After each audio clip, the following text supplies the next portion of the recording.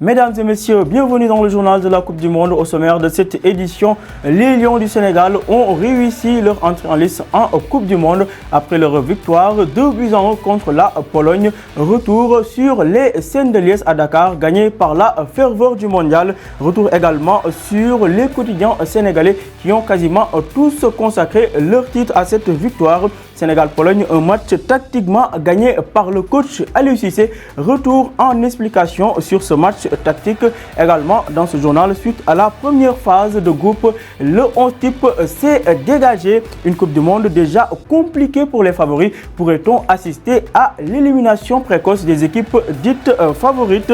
Enfin, dans ce journal, quelques statistiques sur l'histoire des pénaltys en Coupe du Monde pour finir avec les infos mercato. Voici pour le sommaire tout de suite le développement.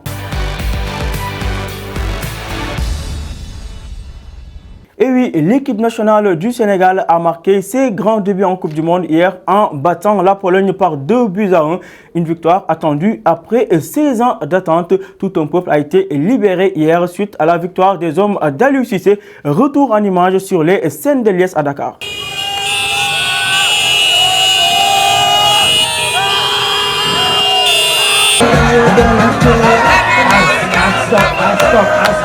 Stop.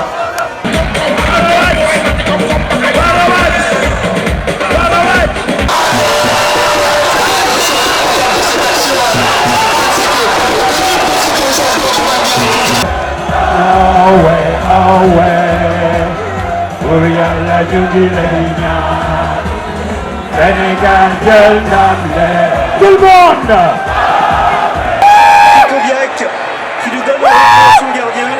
Cette victoire de l'équipe nationale du Sénégal a également été fêtée chez la grand-mère d'Idrissa Gana Gueye, le milieu de terrain qui a été à l'origine du premier but sénégalais. Regardez. Il dit bête là. Bon, jom la. Équipe bi Sénégal yépp ko mom. Aliou Cissé million yop. Man fuma ñaané mom lay ñaanal. Yalla ko Yalla di wax ñam ci xalé yi. Ndax ñun dañuy jëg radio yi lu la lañuy wax. Lu la lañu di xex. Waaye li góorgóorlu rek ñun tey ci suba bi ma xëyee feebar laa xëyee manuma dara dama tëddoon sax waaye bi jotee wér naa. Comme je vous l'annonçais en titre, suite à la victoire du Sénégal contre la Pologne, les quotidiens nationaux ne sont pas sortis du thème. En effet, voici quelques-uns des titres qui ont été consacrés à cette victoire du Sénégal.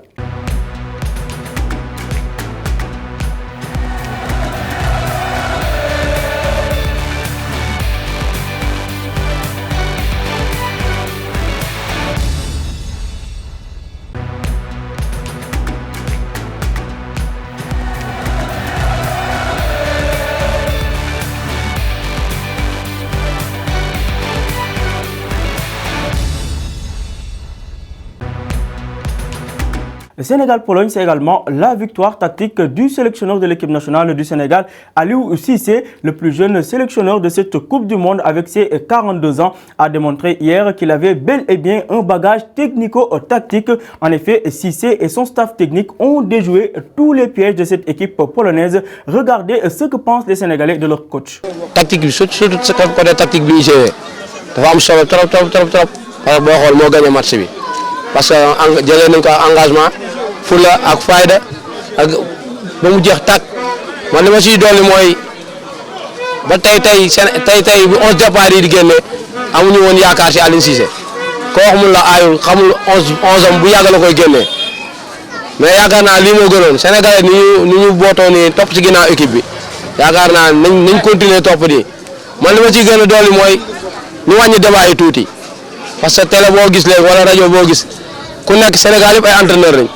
ku nekk day toog di wax critiquer Aliou Cissé nii Cette victoire est le fruit d'un travail collectif, c'est la déclaration de l'attaquant sénégalais Mbaye Niang qui s'est ainsi exprimé à la fin du match Sénégal-Pologne. Mbaye Niang qui a d'ailleurs été désigné homme du match par la FIFA. En effet, le Sénégalais a marqué cette rencontre de tout son talent, impliqué dans le premier but de l'équipe nationale du Sénégal suite à son déboulé sur le flanc gauche.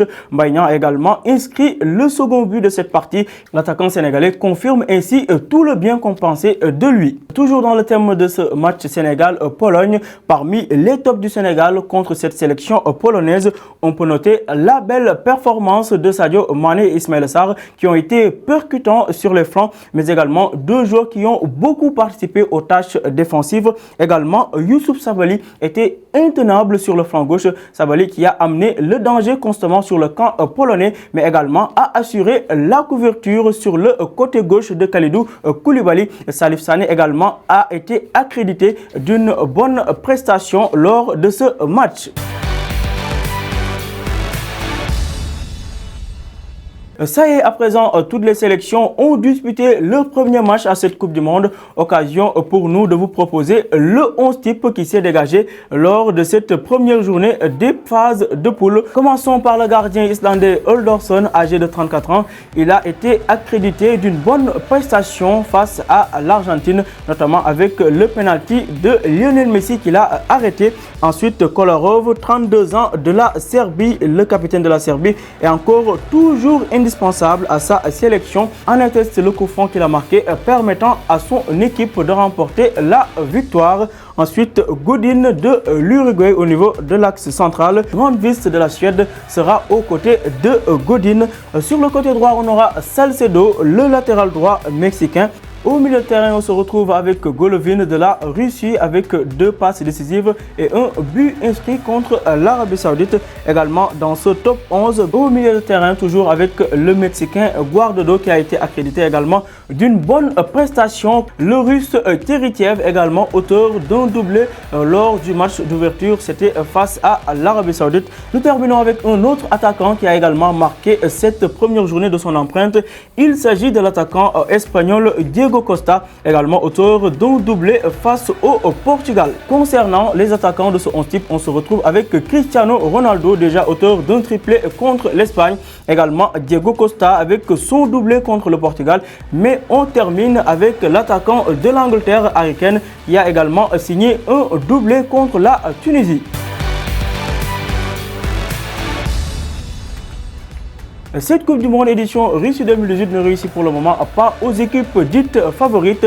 Défaite pour l'Allemagne, match nul pour le Portugal, l'Espagne ou encore le Brésil. Depuis le passage à 32 équipes en 98, le champion du monde en titre a même été éliminé 3 fois. Il s'agit de la France en 2002, de l'Italie en 2010 et de l'Espagne en 2014. Espagne, Portugal, Argentine, Allemagne ou Brésil. Quelle est l'équipe favorite qui pourrait sortir dès le premier tour? Voici quelques éléments de réponse. L'Argentine a 45% de chances d'être éliminée au premier tour. L'Argentine a certes Lionel Messi et un groupe à sa portée, mais elle s'est mise en difficulté avec un match nul contre l'Islande, pendant que la Croatie battait le Nigeria 2-0. Avec un succès contre les Croates, l'Argentine aura toutefois son destin en main et pourrait même se qualifier avec une défaite contre le Nigeria pour peu que l'Islande gagne ces 2 matchs. Un résultat nul contre la Croatie pourrait donc d'ores et déjà condamner l'Argentine. L'Allemagne de son côté a 25% de chances d'être éliminée au premier tour. En effet, des 5 favoris, l'Allemagne est la seule équipe qui ait perdu son premier match. Donc c'est mal engagé pour ces Allemands avec 2 nuls sur leurs 2 prochains matchs. Le Mexique et la Suède seraient qualifiés et les champions du monde en titre, les Allemands, seraient donc éliminés. Le Mexique a montré face aux Allemands qu'il savait défendre et attaquer, alors que la Suède est réputée pour sa solidité. Vu les faiblesses qu'a montré la Corée du Sud, un match à 3 se dessine dans lequel la donne est donc simple. L'Allemagne doit donc battre la Suède, sans quoi leur futur dans ce tournoi sera compliqué. A noter que l'Allemagne n'a jamais été éliminée lors du premier tour.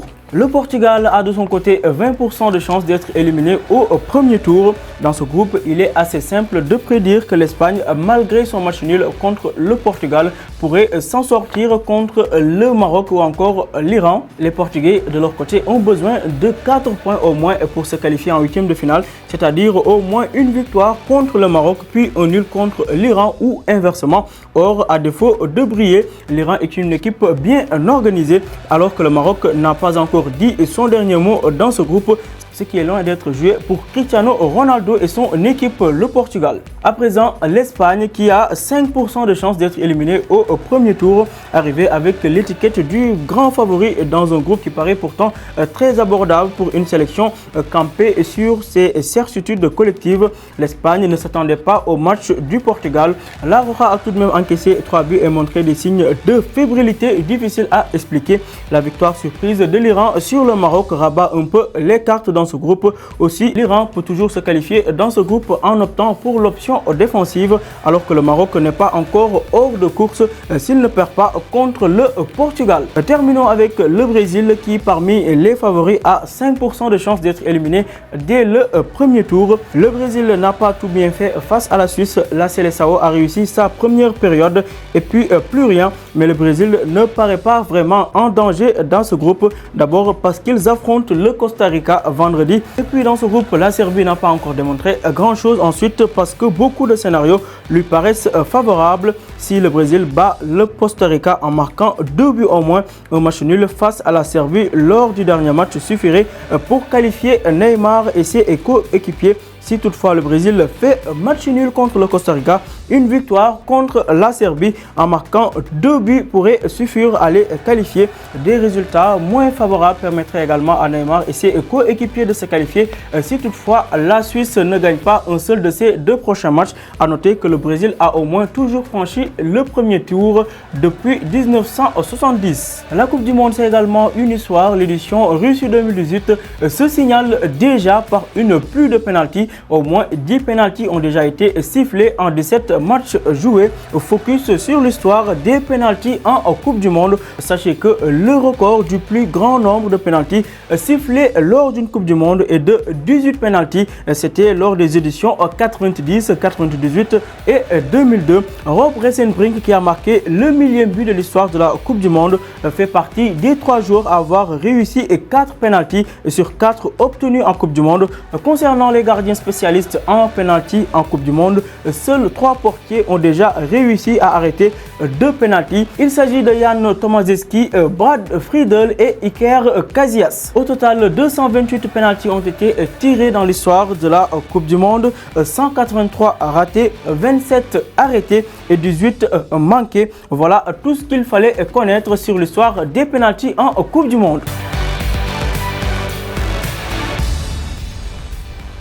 Ce journal tire à présent à sa fin. Voici la page Mercato. Commençons par la venue de Didier Buffon au Paris Saint-Germain, ce qui ne fait plus aucun doute. Le gardien est même attendu cette semaine dans la capitale française pour signer son contrat. L'information a été relayée par Sky Italia. Arsenal de son côté vient d'officialiser la venue du gardien allemand Bernd Leno en province de Bayern Leverkusen. Le transfert de Leno va coûter au moins 22 millions d'euros aux Gunners. Toujours dans ce mercato, d'après les informations de Sky Italia, Pastore pourrait donc bel et bien rejoindre l'AS Roma. L'Argentin pourrait toucher un salaire de 4 millions d'euros bruts par an. Par ailleurs, Emre Can, l'ancien milieu de terrain de Liverpool, devrait s'engager dans les prochaines heures avec la Juventus de Turin. En fin de contrat avec son club Liverpool, Emre Can est attendu donc en Italie. Enfin, Jack Wilshere, le milieu de terrain d'Arsenal, va quitter le club après 17 ans passés à Arsenal. Toutefois, Wilshere n'a pas encore préciser son nouveau point de chute. Voilà qui met un terme à ce journal de la Coupe du Monde. Merci d'avoir suivi et surtout restez connectés sur Dakaractu TV.